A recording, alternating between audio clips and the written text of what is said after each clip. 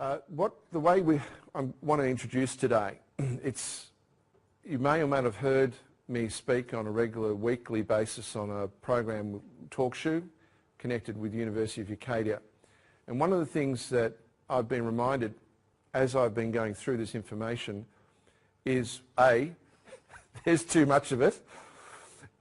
B, what about the basics and getting a sense of how everything fits together? By that I mean getting a framework. It's fine to talk about the General Executor, it's fine to talk about documents, it's fine to talk about conduct in court or responses or any kind of remedy, but I feel one of the things that has been missing is what we're about to go through now, a framework where you can maybe hopefully put some context in on some of the things you've heard from me and other things you know. So the first session is Western Roman law. So first thing I want to say is nothing you're going to hear is legal advice. And the reason it's not legal advice is what these words mean when we hear the words attorney, barrister, in a moment, lawyer, and the art. I want to start here because frequently you hear when people talk on radio or they speak about the law, they say, oh, it's not legal advice. Let's start because this is actually very interesting as to the origin of these words. Attorney. The word attorney, attornment, from the 16th century, combined with the Latin word at, to, and torno, turn, round off, means to consent implicitly or explicitly to a transfer of right. In other words, the attorney is there to prove that you have given up your rights. So I'm definitely not here to get you to give up your rights. I'm not an attorney. What about a barrister? The word barrister is from the late 16th century, combined with the Latin word baro, which means dunce, incompetent, sto or stare, to stand firm, to be in position. So barrister means literally to stand, represent a dunce or an incompetent. Well, I'm not here to stand before you and accuse any of you of being dunce or incompetent, so I'm certainly not a barrister.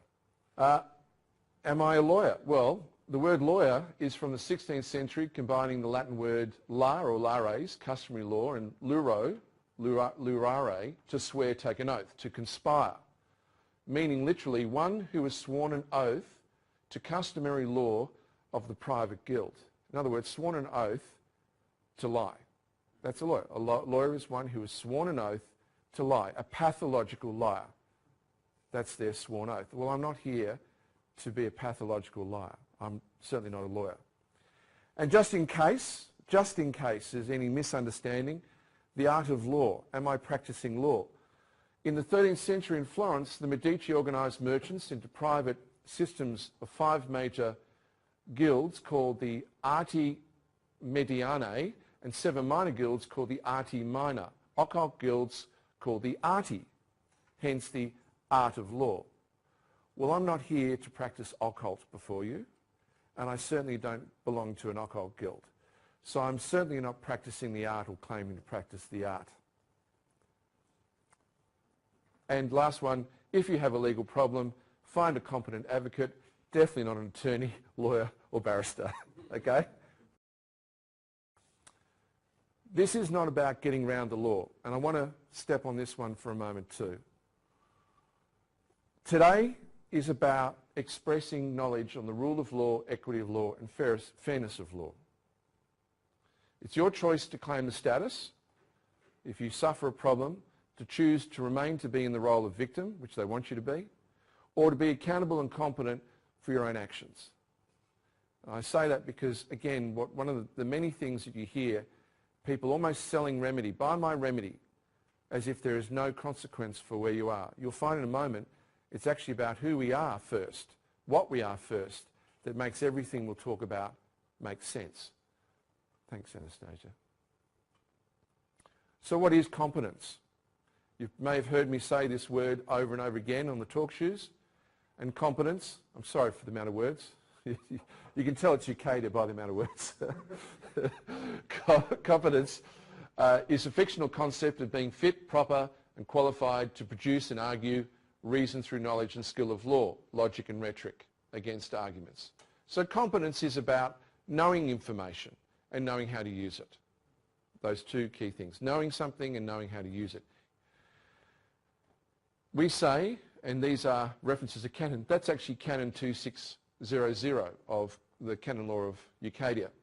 By the way, these are handouts that you'll get at the end, so you don't have to, if you don't want to, you don't have to write this, you'll get them in handouts as slides.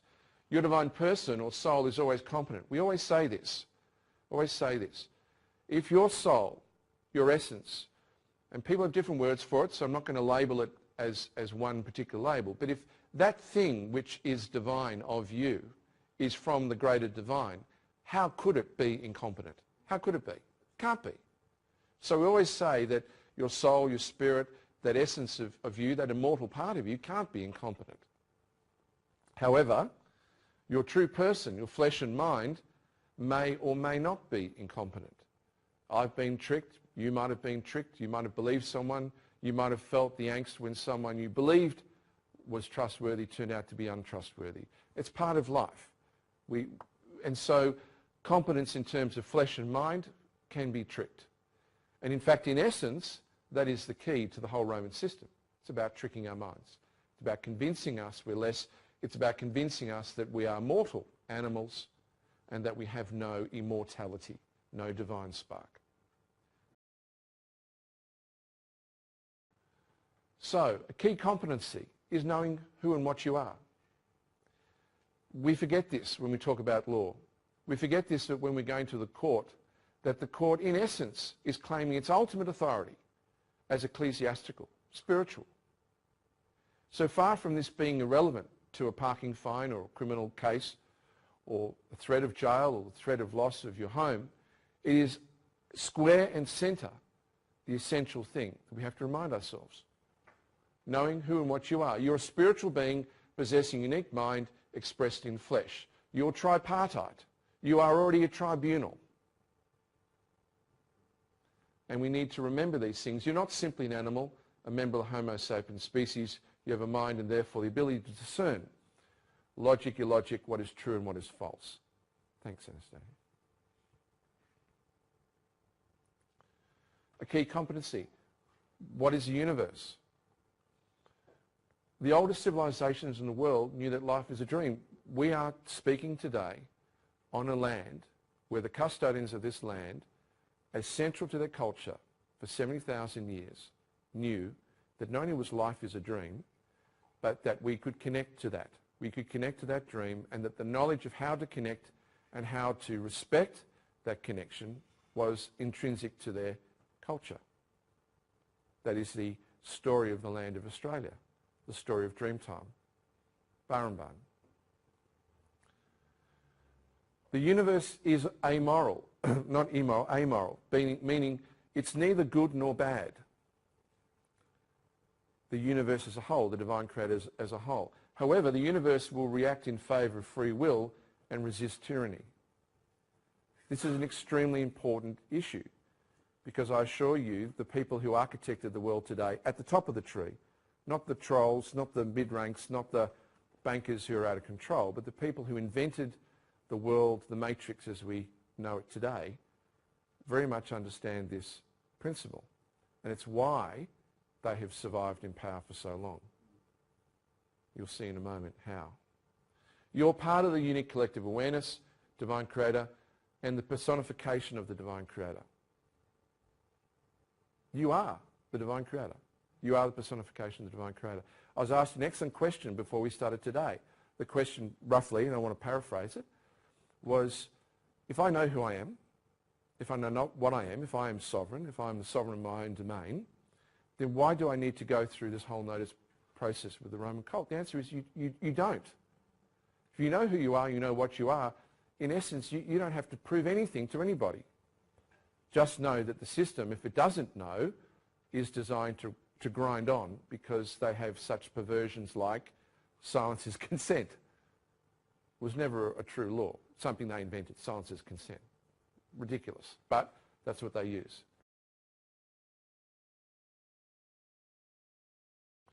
Testing competency. Now this is where we start to switch between knowing what we are and how the system justifies the way it operates. Again, an essential understanding of Roman law. The self-justification of these people. Ridiculous, appalling, but they have a way of doing it. And it is, if you worship in ignorance or ignore perspective, then you declare yourself incompetent. Hence, they place some of their most important signs to us in plain sight. Would you agree with that? Okay. Have you seen this before? Sure. Right. Okay. Well, that is the oculus omni. The oculus omni, the all-seeing eye of Lucifer. Not Lucifer as a spirit. That's the misdirection. It's a symbol of the Emperor of Rome in 71 CE to 117 CE. It's a symbol now of the Jesuit Superior General as Lucifer, Lord God of Earth from 1534. That's his symbol. That's the head honcho. Okay? And so if you're a 33-degree Mason, you would have an understanding of all these different levels, but even that information would be excluded from you. So it's testing competency. If you worship Lucifer or if you worship Lord God, if you go and read the original Greek or the original Latin from which they claim to have created the King James Bible, in the opening sections of the Bible, they do not use the word God or Lord God. That's the English translation. They use words like Elohim, El Sabah, different words that do not translate to Lord God. It means something entirely different. Elohim ultimately means a collection of spirit, or as the Sumerians would say, the Anunnaki, a group, a collective, rather than a one. When we speak of divine creator, we're speaking of something far greater than just a God or a Lord God. If you worship something as a Lord God, and knowing what this ultimately is, over here, the oculus omni, then you're actually worshipping a man or men as gods. Would that put you in dishonor with the divine, do you think? If you worship other beings as gods rather than worship the true creator, would that put you in dishonor? Well, that's what they want to happen. They're testing your competency. And 99.99% of the world fail that test. That's exactly what they want. Because it means only they technically are in honor. It's perverse, it's bizarre, it's brilliant. That's why they've been in power for so long. We're going to go through and at the end of the last half hour we'll answer questions. So we'll keep going.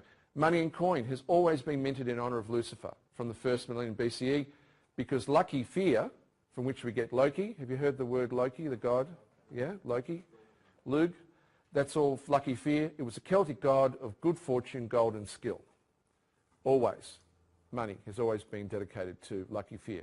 And there they put it in plain sight. They put these symbols in plain sight.